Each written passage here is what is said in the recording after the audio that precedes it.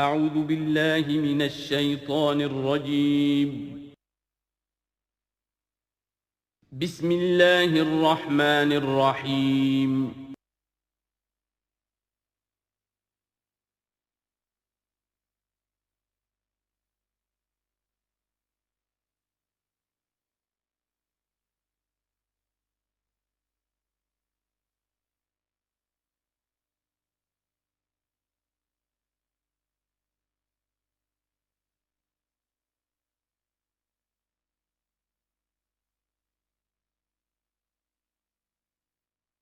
الحمدللہ وکفا والصلاة والسلام علی عباده الذین اصطفیٰ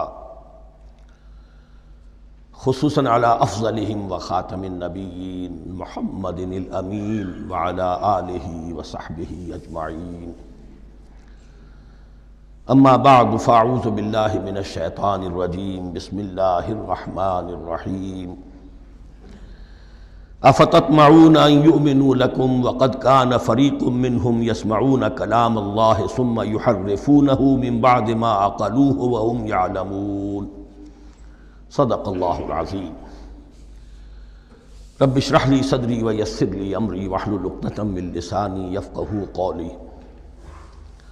اللهم ربنا الهمنا رشدنا واعذنا من شرور انفسنا اللهم ارنا الحق حقا وارزقنا اتباعه وارنا الباطل باطلا وارزقنا اجتنابه اللهم وفقنا لما تحب وترضى اللهم ربنا آنس وحشتنا في قبورنا وارحمنا بالقرآن العظيم اللهم اجعله لنا إماما ونورا وهدى ورحمة اللهم ذكرنا منه ما نسينا وعلمنا منه ما جهلنا وارزقنا تلاوته آناء الليل وآناء النهار واجعله لنا حجة يا رب العالمين آمین۔ اب تک ہم نے سورہ بقرہ کے 8 رکوع اور اس پر مستزاد صرف 3 آیات کا مطالعہ کیا ہے۔ آج میں چاہتا ہوں کہ ہماری رفتار قدرے تیز ہو۔ تو یہ جو سلسلہ مضمون چل رہا ہے خطاب امت سابقہ امت مسلمہ بنی اسرائیل، ان کے ساتھ خطاب کا سلسلہ سورہ بقرہ میں 5ویں رکوع سے شروع ہوا اور 15ویں رکوع کے آغاز تک چلے گا۔ یہ 10 رکوع ہیں۔ عرض کر چکا ہوں بار بار، اور اس کو میں چاہتا ہوں آپ اچھی طرح ذہن نشین کر لیں کہ اس میں سے پہلا رکوع جو ہے وہ دعوت کا ہے، وہ بہت فیصلہ کن ہے۔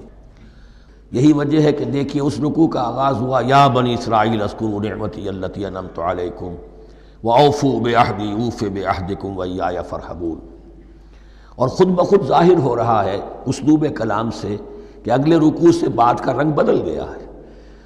یا بنی اسرائیل اذکروا نعمتی التی انعمت علیکم وانی فضلتکم علی العالمین واتقوا یوما لا تجزی نفس عن نفس شیئا ولا يقبل منها شفاعة ولا يؤخذ منها عدل ولا هم ينصرون۔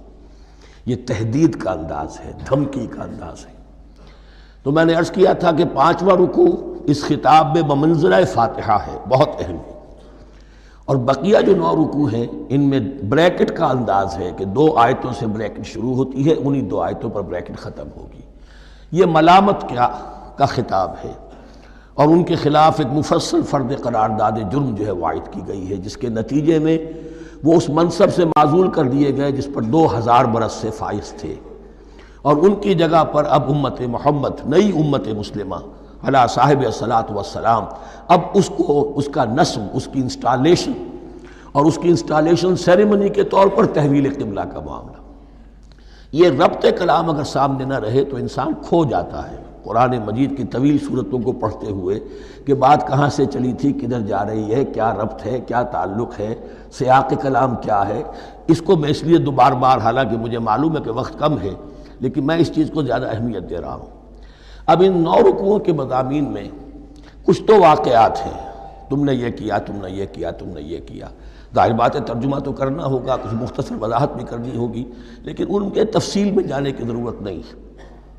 لیکن آپ نے دیکھا کہ کچھ واقعات کے بعد پھر کچھ ایسے یونیورسل ٹروتھس بیان ہوئے ہیں، ایسے عظیم حقائق کہ جو ابدی حقائق ہیں، ان کا کسی وقت سے، کسی قوم سے، کسی خاص گروہ سے تعلق نہیں، وہ تو اصول ہیں، سنت اللہ ہم انہیں کہہ سکتے ہیں، یہ اللہ کے جو عام قوانین ہیں، قواعد ہیں اس کائنات میں۔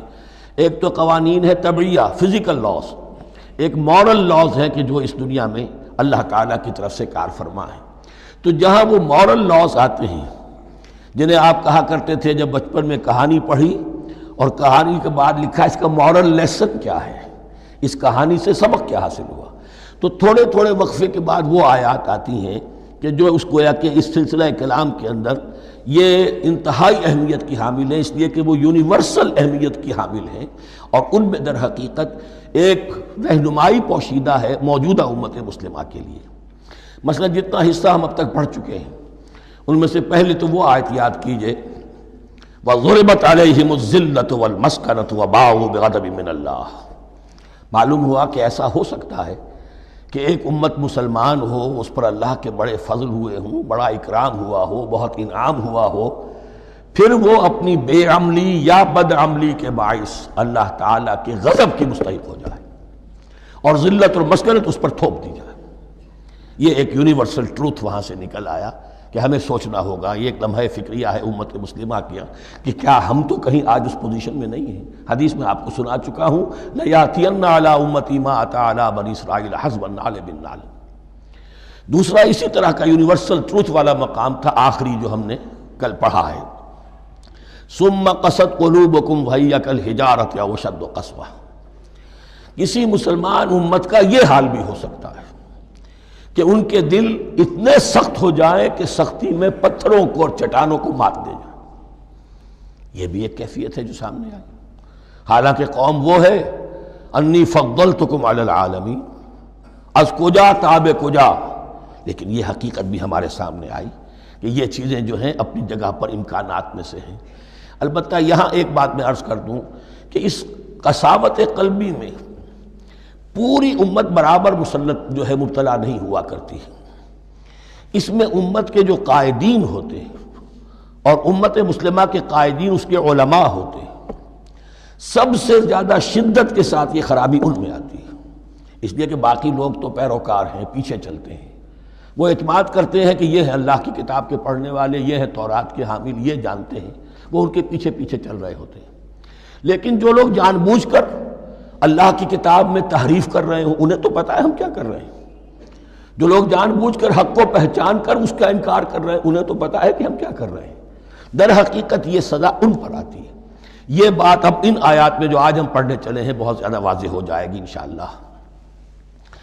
فرمایا افتطمعون ان یؤمنوا لکم، تو اے مسلمانوں کیا تم یہ توقع رکھتے ہو کہ یہ ایمان لے آئیں گے تم پر، تمہاری بات مان لیں گے؟ ظاہر بات ہے مسلمانوں کو توقع تھی کہ مشرکین مکہ تو بہت دور تھے دین سے، توحید سے دور، رسالت کا کوئی تصور ہی نہیں، کتاب کو ان کے پاس تھی ہی نہیں۔ یہ تو یہود ہیں اور ان کے پاس تو کتاب رہی ہے، یہ موسیٰ کے ماننے والے ہیں، یہ توحید کے علم بردار ہیں، یہ آخرت کا بھی اقرار کرتے ہیں، تو ان کو جھٹپٹ مان لینا چاہیے۔ تو جو مسلمانوں کے دل میں، عام مسلمانوں کے دل میں جو حسن ظن تھا، اب در حقیقت یہ اس کو ایڈریس کیا جا رہا ہے، افتطمعون ان یؤمنوا لکم، تمہیں بڑی طمع ہے، کوشش ہے، تمہاری خواہش ہے، آرزو ہے، تمنا ہے، توقع ہے کہ یہ بات مان لے گے تمہاری۔ وَقَدْ كَانَ فَرِيقٌ مِّنْهُمْ يَسْمَعُونَ كَلَامَ اللَّهِ ثُمَّ يُحَرِّفُونَهُ مِن بَعْدِ مَا عَقَلُوهُ وَهُمْ يَعْلَمُونَ، جبکہ حال یہ ہے کہ ان میں سے ایک جماعت، ایک گروہ وہ بھی ہے کہ جو اللہ کے کلام کو سن کر پھر اس میں تحریف کرتا رہا ہے، اس کے بعد کہ اس کو سمجھ لیتا تھا اور اچھے جان بوجھ کر تحریف کرتا تھا۔ اب ظاہر بات وہ گروہ کون ہوں گے؟ علماء ہی تو ہیں نا، عام آدمی تو تحریف نہیں کر سکتا تھا، تحریف کرنے والے تو علماء تھے۔ افتؤمنون ان یؤمنوا لکم وقد کان فریق منہم یسمعون کلام اللہ ثم یحرفونہ من بعد ما عقلوہ وہم یعلمون وَإِذَا لَقُوا الَّذِينَ آمَنُوا قَالُوا آمَنَّا۔ اب دیکھیے ایک بات بڑی عجیب سامنے آئے گی کہ جس طرح منافقین مسلمانوں میں تھے ایسے ہی منافقین یہود میں بھی تھے۔ یہود میں سے کچھ لوگ ایسے تھے کہ جن پر حق جب منکشف ہو گیا اور کچھ ان کی صالح فطرت بھی تھی، اب وہ آنا چاہتے تھے اسلام کی طرف، لیکن اپنے خاندان کو، گھر والوں کو، اپنے کاروبار کو، اپنے قبیلے کو چھوڑنا بھی ممکن نہیں تھا، اور قبیلوں کی سرداری جو ہے وہ ان کے علماء یہود کے پاس ہے۔ تو دل ان کے کچھ صاف ساتھ آ چکے تھے اہل ایمان کے، اور جب وہ اہل ایمان سے ملتے تھے تو کبھی کبھی باتیں بھی بتا، ہاں یہ بات جو محمد کہہ رہے ہیں یہ تورات میں لکھی ہوئی تھی، واقعی یہ بات یوں ہی تھی۔ اب اس کے بعد جب وہ جاتے تھے اپنے شیاطین کے پاس، وہی شیاطین ان کے علماء، ان کے بڑے سرکردہ لوگ، تو وہ جا کر انہیں ڈانٹ ڈپٹ کرتے تھے، بے وقوفو یہ کیا کر رہے ہو، تم یہ بات بتا رہے ہو انہیں تاکہ اللہ کے ہاں جا کر وہ تم پر حجت قائم کرے کہ انہیں پتا تھا اور پھر بھی انہوں نے نہیں مانا۔ اب یہ ان کا آپس کا مکالمہ ہو رہا ہے۔ وَإِذَا لَقُوا الَّذِينَ آمَنُوا قَالُوا آمَنَّا، اور ان میں سے کچھ لوگ ہیں کہ جب ملتے ہیں اہل ایمان سے تو وہ کہتے ہیں ہم ایمان لے آئے۔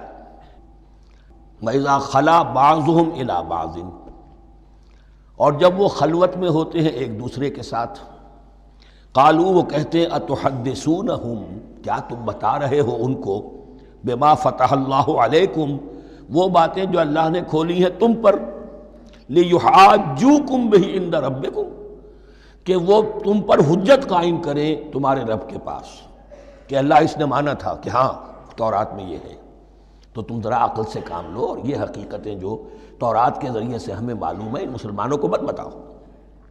اس پر اللہ کا تبصرہ کیا ہے، افلا تعقلون، یہ تو ابھی انہی کا قول ختم ہوا کہ کیا تم عقل نہیں ہے کہ تم ایسا بے وقوفی کا کام کر رہے ہو۔ اولا یعلمون، یہ تبصرہ اللہ کا، تو کیا یہ لوگ نہیں جانتے، ان اللہ یعلم ما یسرون وما یعلنون، کہ اللہ تو جانتا ہے وہ سب کچھ بھی جو وہ چھپاتے ہیں اور وہ سب کچھ بھی جسے وہ ظاہر کرتے ہیں۔ تو چاہے یہ باتیں مسلمانوں کو بتاؤ نہ بتاؤ، اللہ کی طرف سے تو محاسبہ ہو ہی جانا ہے، لہذا یہ بھی ان کی ناسمجھی کی دلیل ہے۔ اب آ رہی ہے وہ اصل اہم بات جو میں نے آج ابتدا میں بیان کر دی تھی، وَمِنْهُمْ أُمِّيُّونَ، ان میں سے بھی ایک طبقہ تو ہے ان پڑھ لوگوں کا۔ اب دیکھیے امی اصل میں تو ایک طرح سے کہنا چاہیے کہ مشرکین عرب کے لیے لفظ ہے قرآن مجید میں، کیوں؟ ان کے اندر پڑھنے لکھنے کا رواج بھی نہیں تھا، کوئی آسمانی کتاب بھی ان کے پاس نہیں تھی۔ لیکن اب یہود کے بارے میں کہا جا رہا ہے، جیسے آج مسلمان ہیں کہ اکثر و بیشتر مسلمان تو جاہل ہیں، چاہے پی ایچ ڈی کیا ہوا، پی ایچ ڈی تو فزکس میں کیا ہوا ہے، قرآن کی الف بیتیں نہیں آتی، دین کے جو ہیں مبادی تک سے ناواقف ہیں، بہت پڑھے لکھے، اس کو ہمارے بعد لوگ کہتے ہیں پڑھے لکھے جاہل۔ آج کی عظیم اکثریت مسلمانوں کے پڑھے لکھے مسلمانوں کی وہ پڑھے لکھے جاہلوں پر مشتمل ہے، اس میں شامل کر لیجئے ہماری اکثریت جو ہے ہی بغیر پڑھی لکھی۔ تو اب انہیں کیا پتہ، وہ تو سارا اعتماد کریں گے علماء پر، کوئی بریلوی ہیں بریلوی علماء پر اعتماد کریں گے، کوئی دیوبندی ہے وہ دیوبندی علماء پر اعتماد کریں گے، کوئی اہل حدیث ہے وہ اہل حدیث علماء پر اعتماد کریں گے۔ منہم امیون، اب امیون کا سہارا کیا ہوتا ہے، منہم امیون لا یعلمون الکتاب الا امانیہ، وہ کتاب سے تو واقف نہیں ہوتے، اپنی کچھ خواہشات ہیں کہ جن کو جانتے ہیں۔ یہ خواہشات بعد میں کھل جائے گا، یہ خواہشات کیا ہیں، ہم تو اسرائیلی ہیں، ہم تو اللہ کے محبوب ہیں، ہم تو امت محمد میں ہیں، ہماری تو شفاعت ہو ہی جائے گی، یہ امانی ہے، تلک امانیہم، اور ہمیں تو جہنم میں داخل کیا بھی تو تھوڑے سے عرصے کے لیے، ہمیں نکال لیا جائے گا، یہ امانی ہے۔ تو ان کے پاس تو یہ تو ان امانی، امنیہ کہتے ہیں خواہش، امانی اس کی جمع ہے، یہ اپنی خواہشات، انگریزی کا لفظ صحیح تعبیر کرے گا وشفل تھنکنگ، یہ اپنی اس وشفل تھنکنگ کے سہارے جی رہے ہیں، علم ان کے پاس ہے ہی نہیں۔ وَإِنْهُمْ إِلَّا يَظُنُّونَ، اور وہ نہیں کچھ کر رہے مگر ظن و تخمین، گمان ہے، ان کے اپنے من گھڑت خیالات ہیں۔ فَوَيْلٌ لِّلَّذِينَ يَكْتُبُونَ الْكِتَابَ بِأَيْدِيهِمْ، تو اصل ہلاکت اور بربادی اور ویل کے بارے میں بعض روایات یہ بھی آئی ہیں کہ وہ جہنم کا وہ طبقہ ہے جس سے خود جہنم پناہ مانگتی ہے، سخت ترین۔ تو وہ ویل، وہ تباہی جو ہے ان کے لیے ہے جو کتاب لکھتے ہیں اپنے ہاتھ سے، ثم یقولون ھذا من عند اللہ، اور پھر کہتے ہیں یہ اللہ کی طرف سے ہے، لیشتروا بہ ثمنا قلیلا، تاکہ حاصل کر لیں اس سے کچھ بڑی گھٹیا سی حقیر سی قیمت، یعنی فتویٰ نویسی جس کا معاملہ ہے۔ اب کوئی شخص آیا، اس نے ایک رائے پوچھی، انہوں نے اپنا جو بھی ہے وہ لکھا، کہا یہی دین کا تقاضا ہے، بس یہی علم ہے، یہی اللہ کی بات ہے۔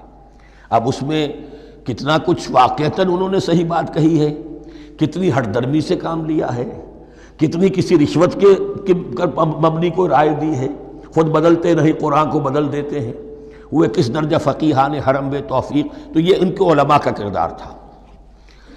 ثم یقولون ھذا من عند اللہ لیشتروا بہ ثمنا قلیلا فویل لہم مما کتبت ایدیہم. تو ہلاکت اور بربادی ہے ان کے لیے اس چیز سے کہ جو ان کے ہاتھوں نے لکھی. وویل لہم مما یکسبون، اور ان کے لیے ہلاکت اور بربادی ہے اس کمائی سے جو وہ کر رہے ہیں. یہ سارا دھندا جو ہے فتویٰ فروشی کا اور دین فروشی کا، اس کے لیے تباہی وہ اپنے لیے مول لے رہے ہیں. اس سے کوئی ان کو اللہ تعالیٰ کے ہاں کوئی اجر و ثواب نہیں ملے گا. وقالوا، اب یہ آگے امانی، وقالوا لن تمسنا النار الا ایاما معدودہ. وہ کہتے ہیں ہمیں تو آگ چھو ہی نہیں سکتی، ہاں گنتی کے چند دن. صرف یہ کہ دوسروں کی آنکھوں میں دھول جھونکنے کے لیے کہ کوئی اعتراض نہ کر دے، اللہ ہمیں آگ میں پھینکا جا رہا اور ان کو نہیں پھینکا جا رہا، یہ ہم سے بھی بدتر تھے کردار میں، تو شاید ان کا منہ بند کرنے کے لیے چند دن کے لیے ہمیں جہنم میں ڈال دیں گے، پھر فوراً نکال لیں. وقالوا لن تمسنا النار الا ایاما معدودہ، اور وہ کہتے ہیں کہ نہیں چھو سکتی ہمیں آگ مگر گنتی کے چند دن. قل اتخذتم عند اللہ عہدا، ان سے کہیے کیا تم نے اللہ سے کوئی عہد لے لیا ہے، کوئی قول و قرار ہو گیا ہے. فلن یخلف اللہ عہدہ، کہ تمہیں یہ یقین ہے کہ اللہ اپنے عہد کے خلاف نہیں کرے گا.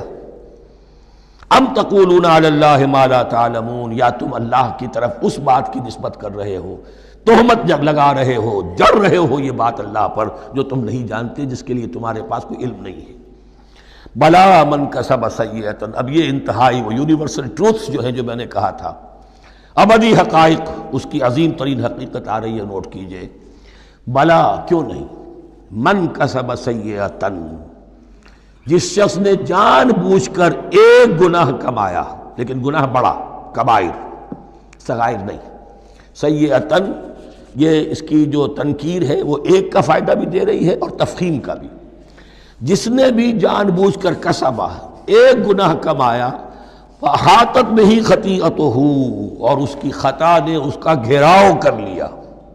یعنی ایک ہی گناہ ہے، سود کھا رہا ہے، باقی نماز ہے، تہجد ہے، یہ ہے وہ ہے، لیکن اس ایک گناہ کی برائی بھی اتنی اس کے گرد جو ہے چھا جائے گی کہ پھر اس کی یہ ساری نیکیاں ختم ہو کر رہ جائیں. ایک گناہ. بلا من کسب سیئۃ واحاطت بہ خطیئتہ فاولئک اصحاب النار هم فیہا خالدون. اس میں ہمارے مفسرین نے یہ لکھا ہے کہ اس کی خطا کاری اتنی اس کے اوپر چھا جائے کہ ایمان کا کوئی اثر باقی نہ رہے. اور المعاصی برید الکفر، یہ علماء کے ہاں اصول ہے کہ یہ جو گناہ ہوتے ہیں یہ ڈاک ہے کفر کی. ہوتے ہوتے گناہ پر مداومت اگر اس پر چلتا ہے تو اصل میں ہوتے ہوتے ہوتا یہ ہے کہ اسے پتہ بھی نہیں ہوتا، وہ اپنے آپ کو مسلمان سمجھتا ہے، اندر سے ایمان ختم ہو چکا ہوتا ہے. دیمک کی طرح جو ہے وہ دروازے کی چوکھٹ جو ہے کھائی گئی، اوپر صرف ایک ونیئر لگا ہوا ہے جو نظر نہیں آ رہا. یہ عقل جو ہے اللہ نے دیمک کو بھی دی ہے کہ چھوٹی سی چھپٹی چھوڑ دینا تاکہ دھوکہ کھاتے رہیں لوگ گھر والے، باقی یہ کہ اندر سے کھوکھلا کر دیا. اولئک اصحاب النار، یہ آگ والے ہیں، ہم فیہا خالدون، جو اس میں ہمیشہ ہمیشہ رہیں گے. یہ ہے قاعدہ کلیہ، قرآن کا قطعی اور ابدی فیصلہ. والذین آمنوا وعملوا الصالحات، ہاں اس کے برعکس جو لوگ ایمان لائیں اور نیک عمل کریں. اب نیک عمل میں ہر شخص نے اپنا اپنا نظریہ بنا رکھا ہے. مراد نیک عمل قرآن مجید کا کیا ہے؟ دین کے سارے تقاضوں کو ادا کرنا، وہ نیک عمل ہوگا. آپ نے ایک نیکی لے لی، یتیم خانہ کھول دیا، بڑی فاؤنڈیشن بنا دی، بیواؤں کا انتظام ہو رہا ہے، لیکن کاروبار میں سودی لین دین ہے، جھوٹ ہے، فریب ہے، دھوکہ ہے، سب چل رہا ہے. تو یہ نہیں ہے. دین کے تقاضے یہ بھی ہے کہ دین کو قائم کرنے کی جد و جہد میں لگو، اس کی شرائط پوری کرو. تو فرمایا والذین آمنوا وعملوا الصالحات اولئک اصحاب الجنہ ہم فیہا خالدون، وہ ہیں جنت والے اور وہ اس میں ہمیشہ ہمیشہ رہیں گے. وَإِذْ أَخَذْنَا مِيثَاقَ بَنِي إِسْرَائِيلَ لَا تَعْبُدُونَ إِلَّا اللَّهَ، اور یاد کرو جب کہ ہم نے بنی اسرائیل سے عہد لیا تھا تم نہیں عبادت کرو گے کسی کی سوائے اللہ کے.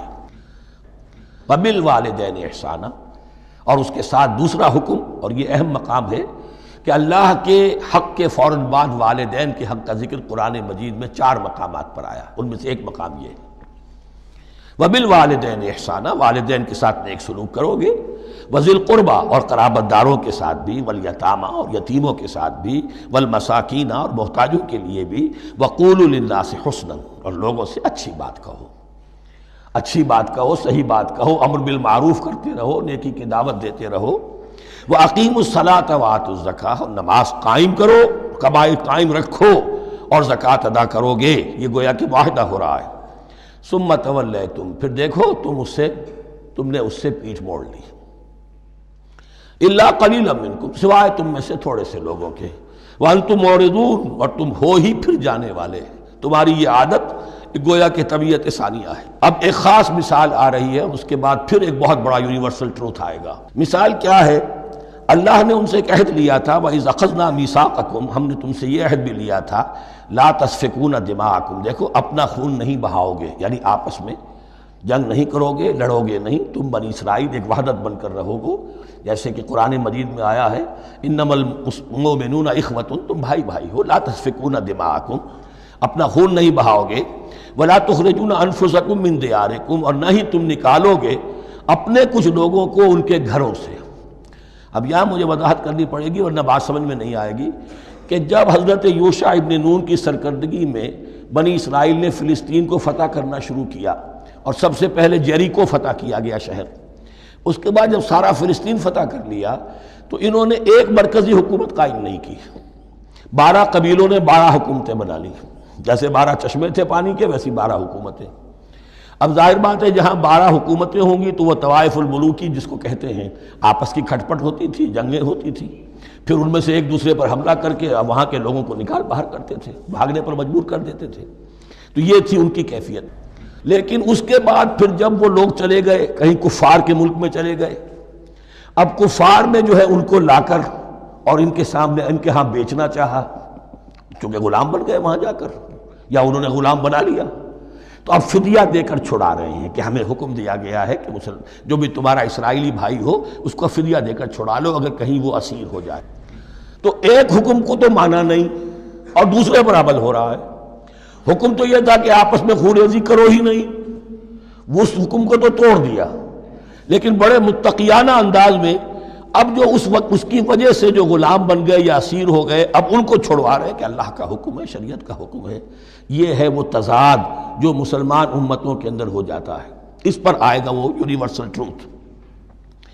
وَإِذْ أَخَذْنَا مِيثَاقَكُمْ لَا يَسْتَسْفِكُونَ دِمَاءَكُمْ جب یاد کرو جب کہ ہم نے تم سے عہد لیا تھا کہ تم اپنا خون نہیں بہاؤ گے، وَلَا تُخْرِجُونَ أَنفُسَكُم مِّن دِيَارِكُمْ اور نہ ہی تم اپنے آپ کو اپنے لوگوں کو ان کے گھروں سے نکالو گے، ثُمَّ أَقْرَرْتُمْ وَأَنْتُمْ تَشْهَدُونَ پھر تم نے اقرار کیا تھا، اس عہد کو اور قول و قرار کو مان لیا تھا پورے شعور کے ساتھ، تشہدون مانتے ہوئے، ثم انتم ہؤلاء پھر تم وہی ہو، تم ہی ہو وہ تو تقتلون انفسکم اپنے ہی لوگوں کو قتل بھی کرتے ہو، وتخرجون فریقا منکم من دیارہم اور اپنے ہی لوگوں میں سے کچھ لوگوں کو ان کے گھروں سے باہر نکالتے ہو، تظاہرون علیہم بالاسم والعدوان ان پر چڑھائی کرتے ہو گناہ کے ساتھ بھی اور زیادتی کے ساتھ بھی، وَإِن یاتوکم اسارا اور اگر وہ قیدی بن کر تمہارے پاس آتے ہیں تفادوہم تو اب تم ان کا فدیہ دے کر انہیں چھڑاتے ہو، وَهُوَ مُحَرَّمٌ عَلَيْكُمْ إِخْرَاجُهُمْ حالانکہ ان کا تو نکالنا ہی تم پر حرام کیا گیا تھا۔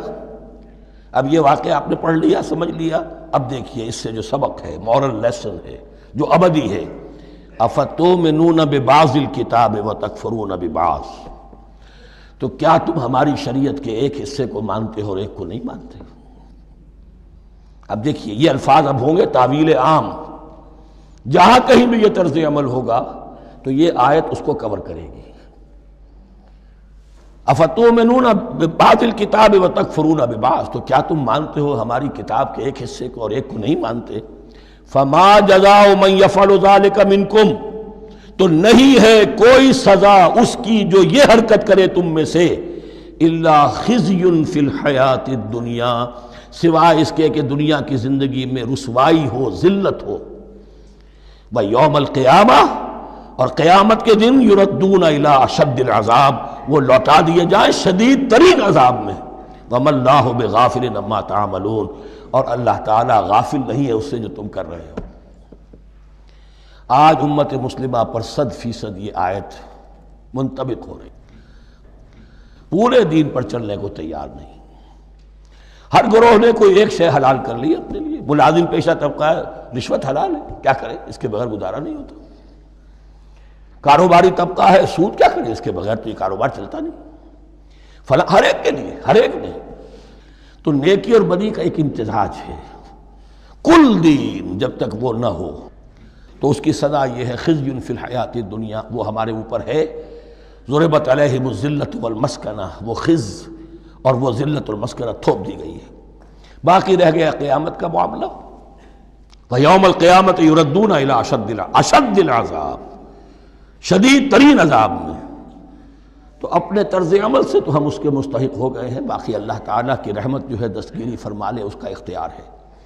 لیکن دھمکی کا پھر انداز دیکھیے، وَمَا اللَّهُ بِغَافِلٍ عَمَّا تَعْمَلُونَ، اللہ غافل نہیں ہے اس سے جو تم کر رہے ہو۔ ہر سال عمرہ فرما کے آ رہے ہیں، کس رقم سے فرما کر آ رہے ہیں یہ اللہ کو معلوم ہے۔ یہ حلال سے کمائی تھی یا حرام سے؟ رمضان مبارک میں حرم میں پہلی صف میں جگہ ریزرو کرائی ہوئی ہے سیٹھ صاحب نے، اور وہاں کے شرطوں کو بھی رشوتیں دیتے ہیں، اور وہ سمجھتے ہیں کہ ہم تو سارا نہا دھو کر آ گئے، سال بھر جو بھی حرام کمائی کی تھی سب پاک ہو گئے۔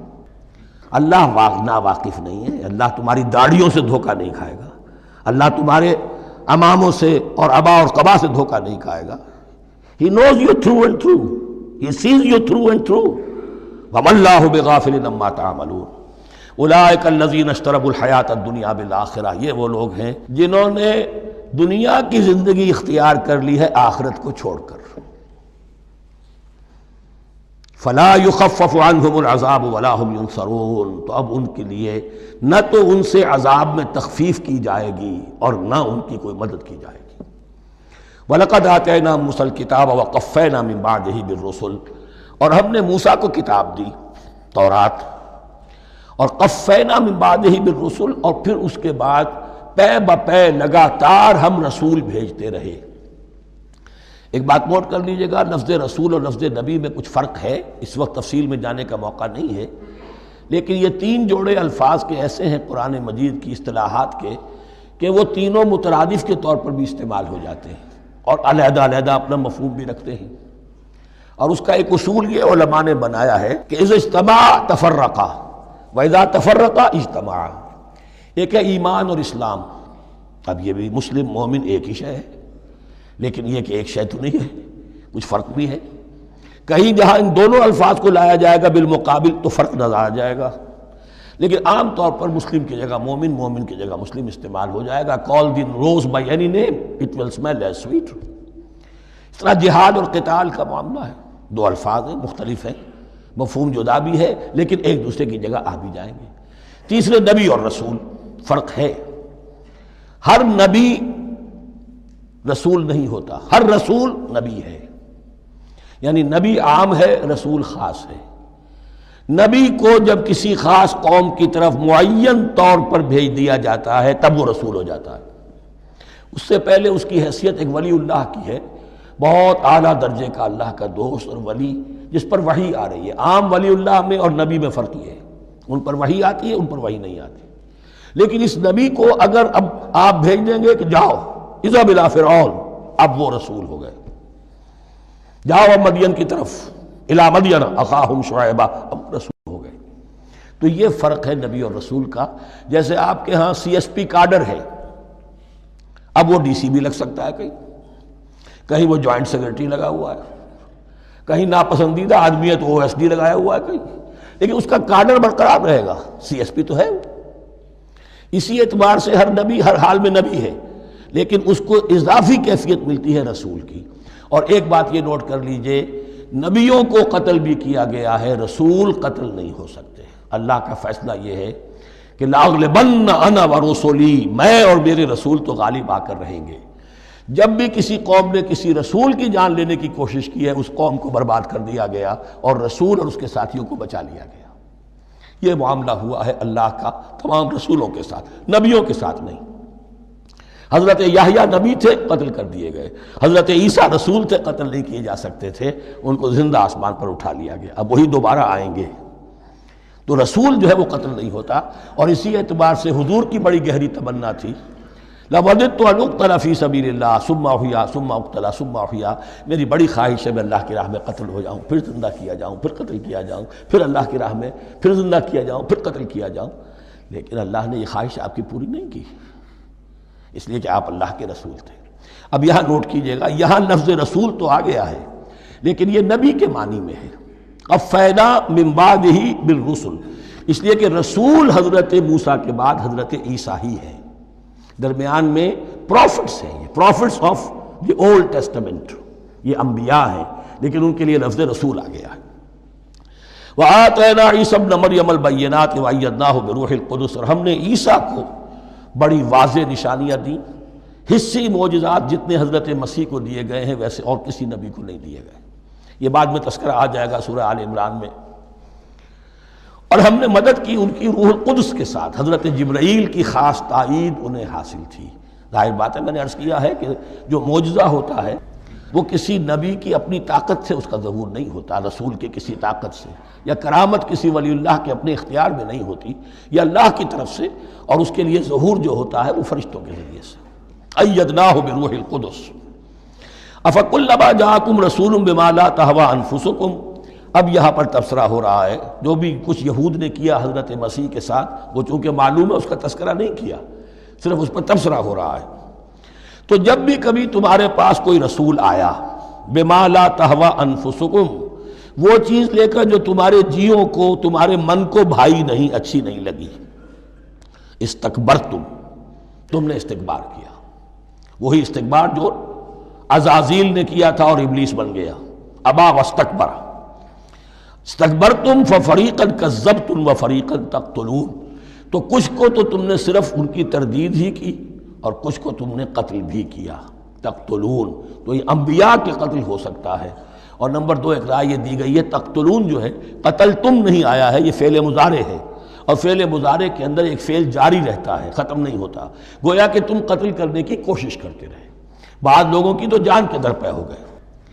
وَقَالُوا قُلُوبُنَا غُلْفٌ، اور انہوں نے کہا ہے کہ ہمارے دل تو غلافوں کے اندر بند ہیں۔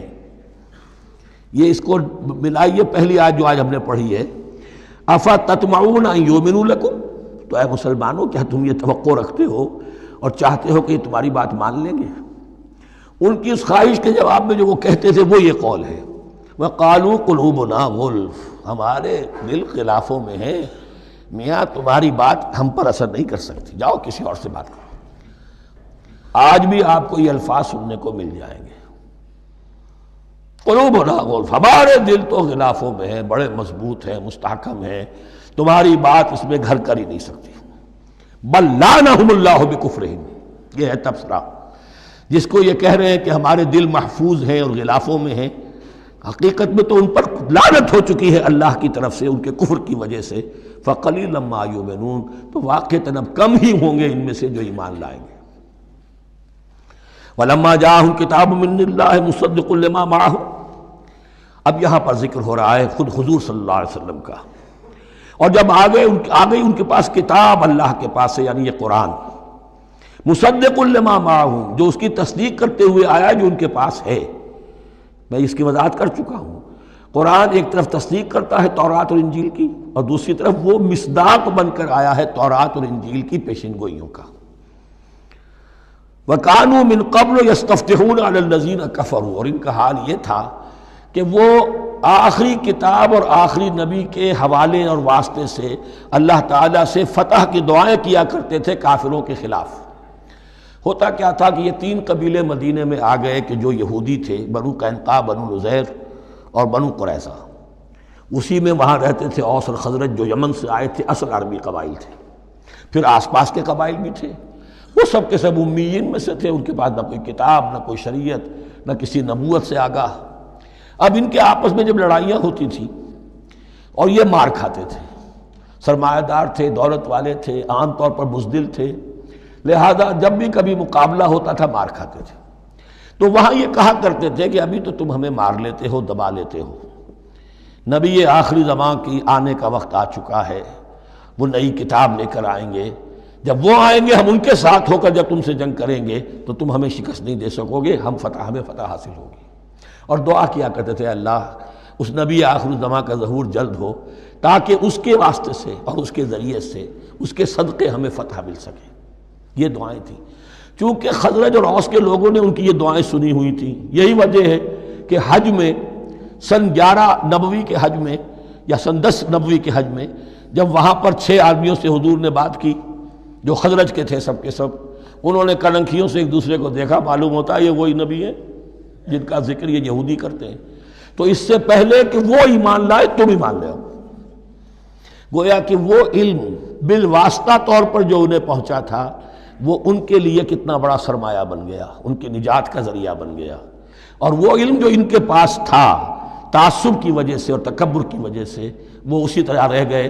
فَذَهَبَ اللَّهُ بِنُورِهِمْ وَتَرَكَهُمْ فِي ظُلُمَاتٍ لَا يُبْصِرُونَ صُمٌّ بُكْمٌ عُمْيٌ فَهُمْ لَا يَرْجِعُونَ۔ وَلَمَّا جَاءَهُمْ كِتَابٌ مِّنْ عِندِ اللَّهِ مُصَدِّقٌ لِّمَا مَعَهُمْ وَكَانُوا مِن قَبْلُ يَسْتَفْتِحُونَ عَلَى الَّذِينَ كَفَرُوا فَلَمَّا جَاءَهُم مَّا عَرَفُوا كَفَرُوا، تو جب ان کے پاس آ گئے وہ چیز جسے انہوں نے پہچان لیا پھر انہوں نے کفر کیا۔ فَلَعْنَةُ اللَّهِ عَلَى الْكَافِرِينَ، تو اللہ کی لعنت ہے ایسے کافروں پر۔ بِئْسَ مَا اشْتَرَوْا بِهِ أَنفُسَهُمْ أَن يَكْفُرُوا بِمَا أَنزَلَ اللَّهُ بَغْيًا أَن يُنَزِّلَ اللَّهُ مِن فَضْلِهِ عَلَى مَن يَشَاءُ مِنْ عِبَادِهِ، بہت بری شے ہے جس کے عوض کہ انہوں نے اپنی جانوں کو فروخت کر دیا۔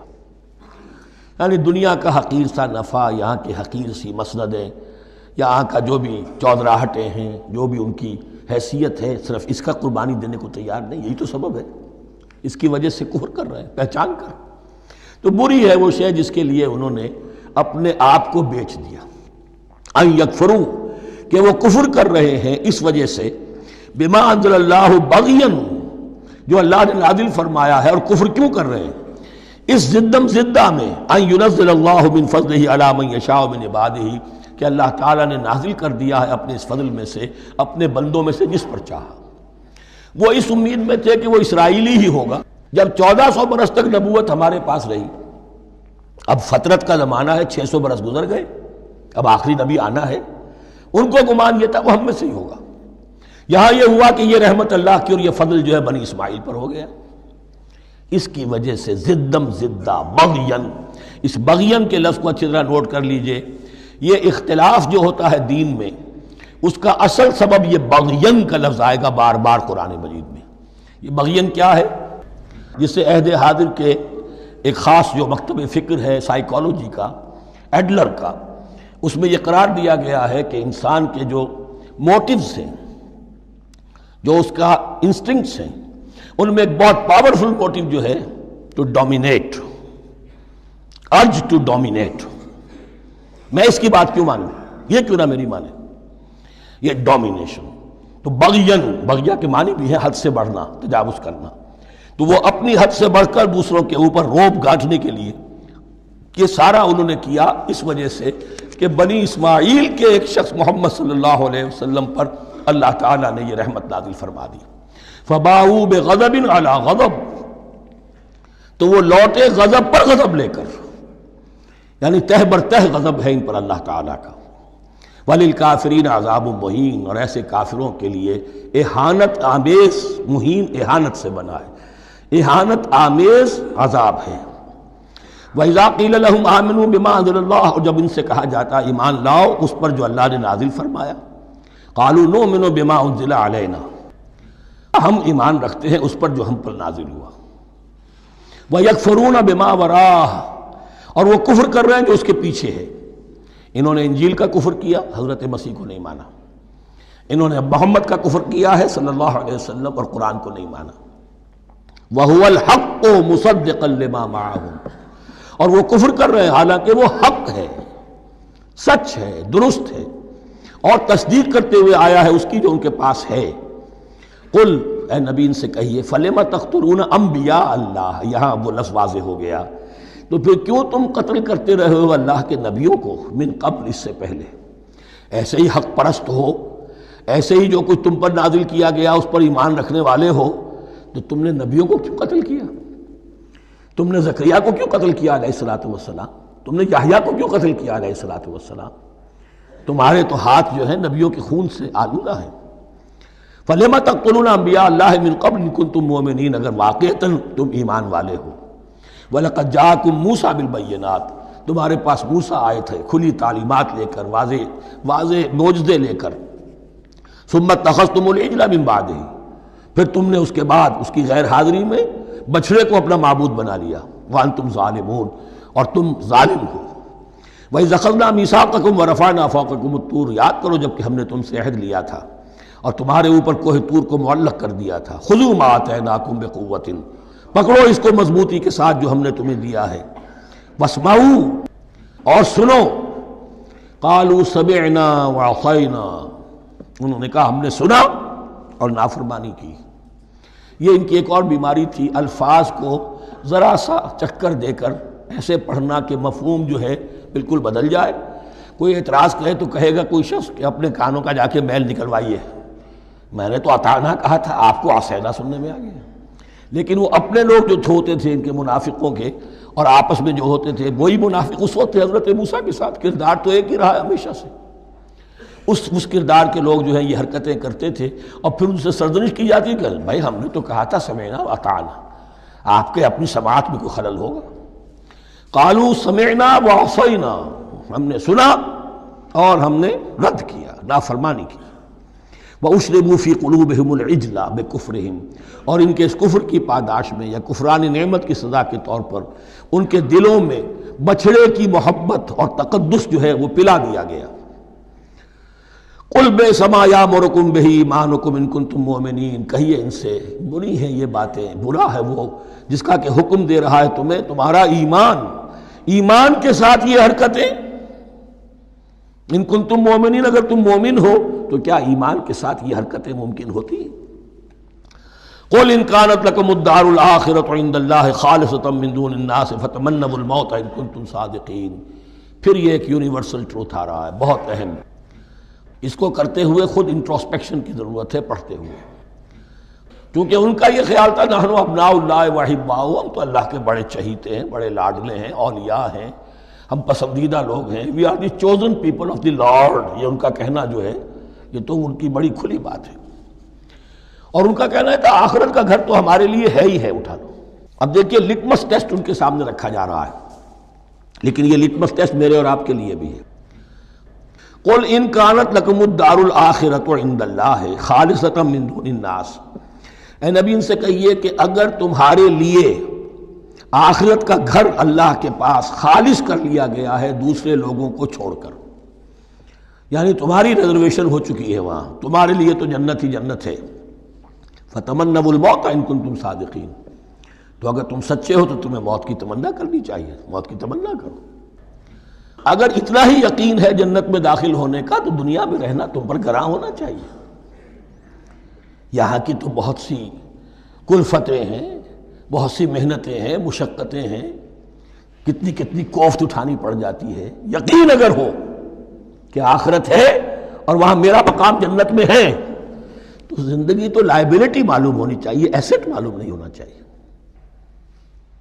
پھر تو دنیا سجن نظر آنی چاہیے، جیسا کہ حدیث میں فرمایا گیا الدنیا سجن المومن و جنت الکافر، یعنی کم سے کم یہ کہ دنیا میں زیادہ رہنے کی آرزو تو نہ ہو،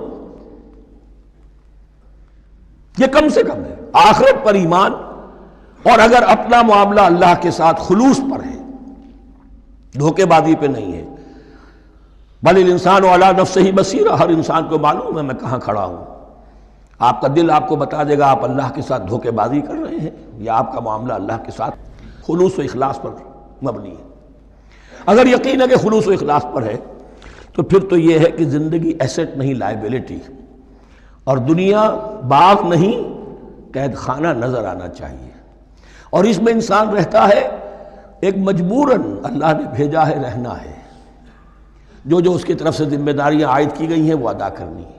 لیکن یہاں رہنے کی خواہش یہ اگر ہے تو یا تو آخرت پر ایمان نہیں یا اپنا اللہ کے ساتھ معاملہ خلوص اور اخلاص پر مبنی نہیں. دس از دی لٹمس ٹیسٹ. فتمنوا الموت ان کنتم صادقین ولن یتمنوہ ابدا، اور یہ ہرگز نہیں کریں گے تمنا اس کی، موت کی. بما قدمت ایدیہم، بسبب ان کرتوتوں کے جو ان کے ہاتھوں نے آگے بھیجے ہوئے ہیں۔ ہر شخص کو معلوم ہے میں نے کیا کمائی کی ہے، کیا بھیجی ہے۔ واللہ علیم بالظالمین، اور اللہ ان ظالموں سے بخوبی واقف ہے۔ وَلَتَجِدَنَّهُمْ أَحْرَصَ النَّاسِ عَلَىٰ حَيَاةٍ، اور تم انہیں دیکھو گے اس دنیا کی زندگی پر تمام انسانوں سے بڑھ کر حریص ہیں۔ وَمِنَ الَّذِينَ أَشْرَكُوا، یہاں تک کہ مشرکوں سے زیادہ حریص ہیں۔ اور یہ بات صحیح ہے، اہل ایمان کے ساتھ مقابلہ مشرکین نے کیا، کھل کر میدان میں آ کر کیا، ڈٹ کر کیا، اپنی جانیں اپنے باطل معبودوں کے لیے قربان کی۔ یہودی نہیں لڑ سکے، من ورائے جدر، فصیلوں کے پیچھے سے اور ادھر سے، لیکن سامنے آ کر مقابلہ نہیں کر سکے، اس لیے کہ انہیں جانیں بہت عزیز تھیں۔ وَلَتَجِدَنَّهُمْ أَحْرَصَ النَّاسِ عَلَىٰ حَيَاةٍ وَمِنَ الَّذِينَ أَشْرَكُوا، حتیٰ یہ کہ مشرکین سے بھی زیادہ یہ دنیا کی زندگی کے حریص ہیں۔ يَوَدُّ أَحَدُهُمْ لَوْ يُعَمَّرُ أَلْفَ سَنَةٍ، ان میں سے ہر ایک کی یہ خواہش ہے کہ کسی طرح اس کی عمر 1000 برس ہو جائے۔ وَمَا هُوَ بِمُزَحْزِحِهِ مِنَ الْعَذَابِ أَن يُعَمَّرَ، اور اگر ان کو معمر کر بھی دیا جائے، طویل زندگی دے بھی دی جائے، تو عذاب سے تو چھٹکارا نہیں ملے گا، آخرت تو بالآخر تو آنی ہے۔ واللہ بصیر بما یعملون، اور اللہ دیکھ رہا ہے جو کچھ کہ وہ کر رہے ہیں۔ قل من کان عدوا لجبریل فإنہ نزلہ علی قلبک، اب جیسا کہ میں نے عرض کیا کہ ان کا خیال یہ تھا کہ آخری نبوت کا وقت تو قریب ہے، ہوگا وہ کوئی اسرائیلی، ہوگا ہم میں سے۔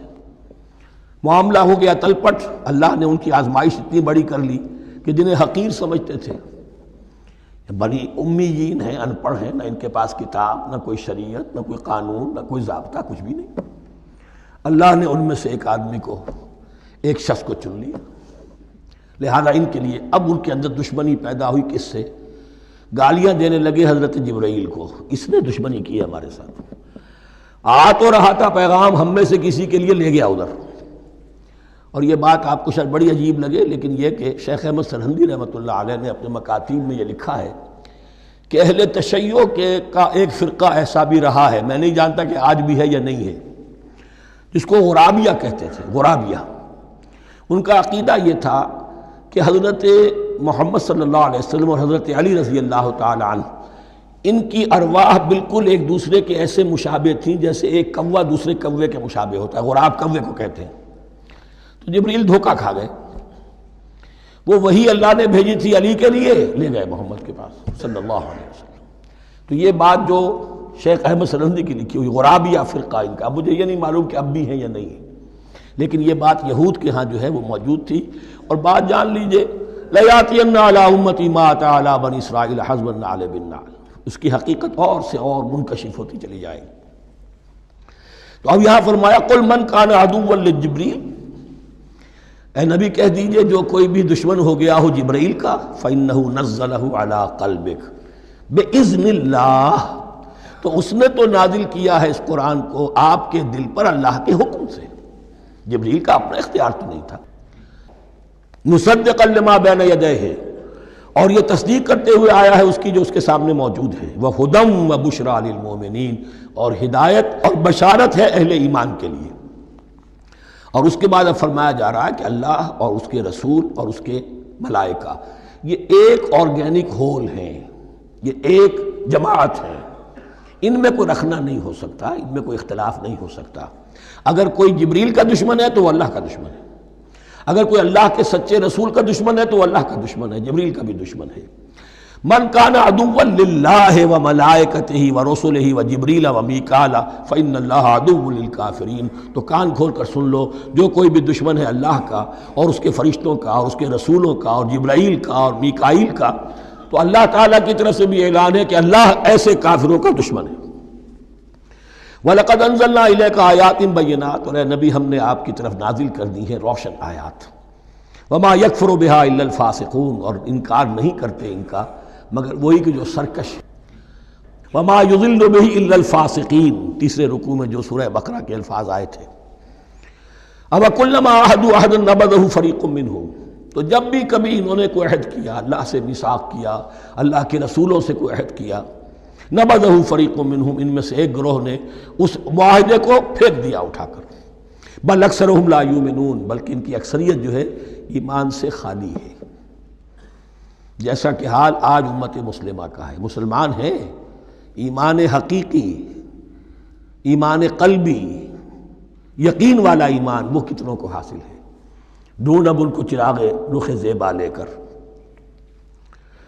وَلَمَّا جَاءَهُمْ رَسُولٌ مِّنْ عِندِ اللَّهِ مُصَدِّقٌ لِّمَا مَعَهُمْ نَبَذَ فَرِيقٌ مِّنَ الَّذِينَ أُوتُوا الْكِتَابَ۔ پھر وہی بات، اور جب آئے ان کے پاس اللہ کی طرف سے ایک رسول یعنی محمد صلی اللہ علیہ وسلم، مصدق لما معہم، اور تصدیق کرتے ہوئے آئے ہیں اس کی جو ان کے پاس موجود ہے، ان کے ساتھ ہے، نبذ فریق من الذین اوتوا الکتاب کتاب اللہ وراء ظہورہم، ان کی ایک گروہ، ان کی ایک جماعت نے اللہ کی کتاب کو اپنی پیٹھوں کے پیچھے پھینک دیا، کأنہم لا یعلمون، گویا کہ وہ جانتے ہی نہیں، انجانے سے ہو کر رہ گئے، نہیں ہمیں کچھ پتہ نہیں۔ ان کے عوام پوچھتے ہوں گے کیا یہ وہی نبی ہیں جن کا ذکر نہیں، کیا بولے، کوئی یقین سے نہیں کہہ سکتے، کچھ نہیں، ابھی دیکھیں گے، تیل دیکھو، تیل کی دھار دیکھو، کأنہم لا یعلمون، جیسے انہیں علم نہیں ہے۔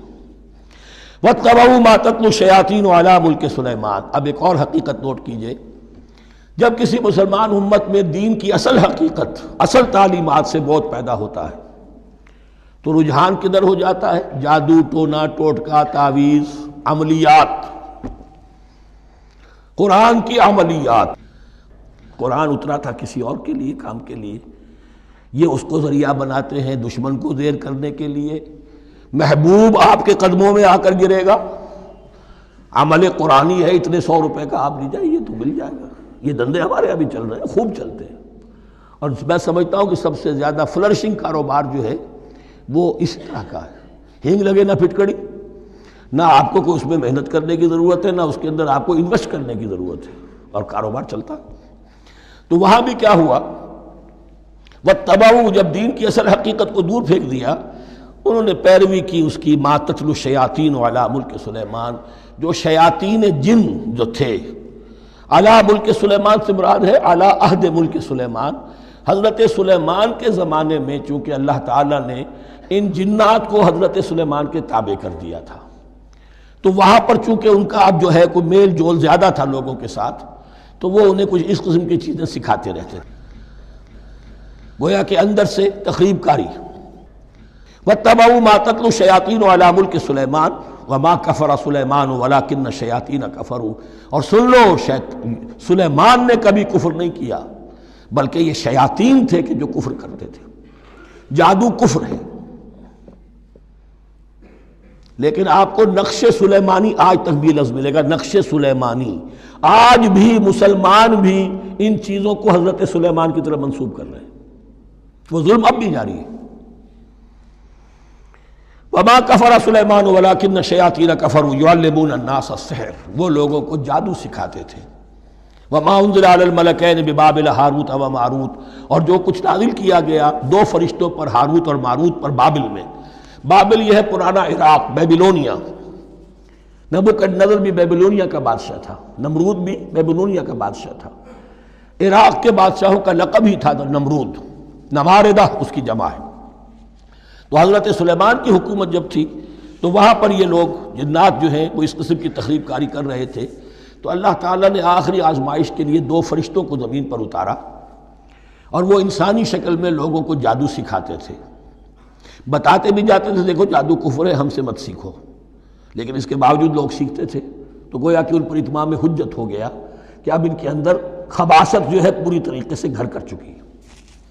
وَمَا يُعَلِّمَانِ مِنْ أَحَدٍ، اور وہ نہیں سکھاتے تھے کسی کو بھی، حَتَّى يَقُولَا إِنَّمَا نَحْنُ فِتْنَةٌ فَلَا تَكْفُرْ، یہاں تک کہ وہ کہہ دیتے تھے کہ دیکھو ہم تمہاری آزمائش کے لیے بھیجے گئے ہیں، ہم فتنہ ہیں، تو تم کفر مت کرو۔ فَيَتَعَلَّمُونَ مِنْهُمَا مَا يُفَرِّقُونَ بِهِ بَيْنَ الْمَرْءِ وَزَوْجِهِ، تو وہ سیکھتے تھے ان دونوں سے وہ شے کہ جس کے ذریعے سے تفریق کر سکیں ایک شخص اور اس کی بیوی کے درمیان، تفرقہ ڈالنا گھروں کے اندر، فساد۔ اب بھی یہ عورتوں کے اندر یہ کام بڑی تیزی کے ساتھ چلتے ہیں، تعویذ اور دھاگے اور معلوم کیا کوئی گنڈے چلتے ہیں۔ وَمَا هُمْ بِضَارِّينَ بِهِ مِنْ أَحَدٍ، اور نہیں تھے وہ ضرر پہنچانے والے کسی کو کچھ بھی، إِلَّا بِإِذْنِ اللَّهِ۔ ایمان کا تقاضا یہ ہے کہ چاہے کوئی دوا ہو وہ بھی بِإِذْنِ رب کام کرے گی، ورنہ نہیں۔ کوئی اور اسباب طبیعیہ ہیں، ان کے بھی اثرات ظاہر ہوں گے اگر اللہ چاہے گا، اس کے بغیر کچھ نہیں ہو سکتا۔ جادو کا بھی اثر ہوگا تو اللہ کے اذن سے ہوگا۔ تو بندہ مومن کو ڈٹے رہنا چاہیے اور مقابلہ کرنا چاہیے۔ وما هم بضارین بہ من احد الا باذن اللہ ویتعلمون ما یضرهم ولا ينفعهم، اور وہ سیکھتے تھے ان سے وہ چیزیں جو ان کے لیے مضرت بخش تھیں، ضرر پہنچانے والی، اور انہیں نفع نہیں پہنچاتی تھی۔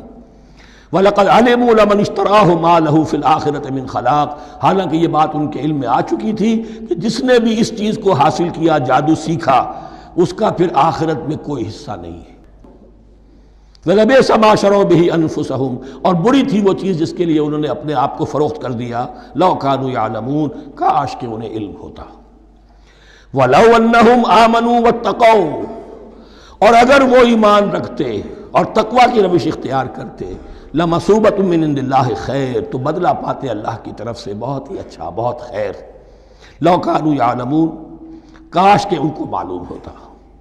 یا ایھا الذین آمنوا لا تقولوا رائنا وقولوا انظرنا واسمعوا، اب ایک اور مثال ان کی، وہ تو تھے منافقین بنی اسرائیل جن کا ذکر ہوا، سمعنا وعصینا۔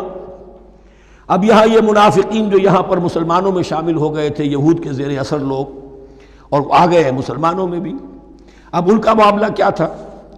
جب حضور صلی اللہ علیہ وسلم کی محفل میں بیٹھتے تھے تو جیسے ہوتا ہے، آپ نے کوئی بات فرمائی تو اگر فرض کیجئے کہ ادھر کے لوگوں نے نہیں سنی، بات سمجھ میں نہیں آئی، تو وہ ان سے درخواست کرتے تھے رعاینا، حضور ذرا ہماری رعایت کیجئے، بات کو دوبارہ دہرا دیجئے، ہماری سمجھ میں نہیں آیا۔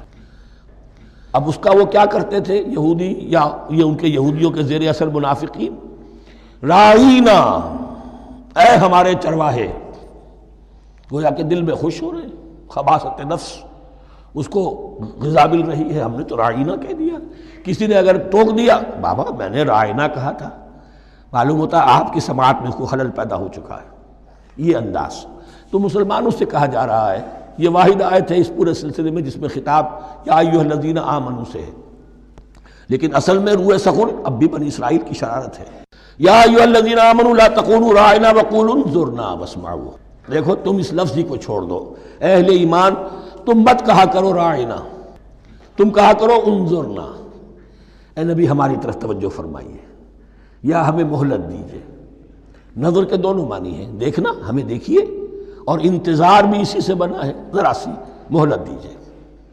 واسمعوا، اور دوسرے یہ کہ توجہ سے سنا کرو تاکہ دوبارہ پوچھنے کی ضرورت ہی پیش نہ آئے۔ وللکافرین عذاب علیم، اور ان کافروں کے لیے تو دردناک عذاب ہے۔ ما یود الذین کفروا من اہل الکتاب ولا المشرکین ان ینزل علیکم من خیر من ربکم، اور نہیں چاہتے وہ لوگ کہ جنہوں نے کفر کیا ہے اہل کتاب میں سے اور مشرکین میں سے بھی، کہ نازل ہو تم پر کوئی بھی خیر تمہارے رب کی طرف سے۔